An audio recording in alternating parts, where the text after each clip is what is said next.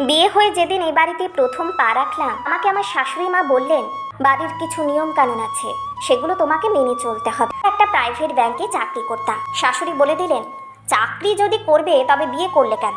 আমি শেষ পর্যন্ত চাকরিটা ছেড়েই দিয়েছিলাম। একদিন আমার স্বামীকে বলেছিলাম, তোমার খাওয়া হয়ে গেলে একটু থালাটা তুলে নিয়ে যেও। শাশুড়ি আমাকে বলেছিলেন, মেয়েলি কাজ আমার ছেলেকে দিয়ে করাবে না। আর বাপের বাড়ি যেতে হলে আগে থেকে শাশুড়ি মাকে বলে রাখতে হতো।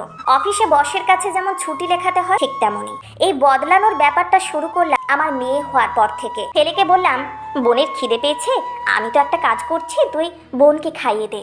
শাশুড়ি শুনতে পেয়ে বললেন, মেয়েলি কাজগুলো ওকে অন্তত শিখিও না। আসলে সব কাজ সবার শেখা উচিত।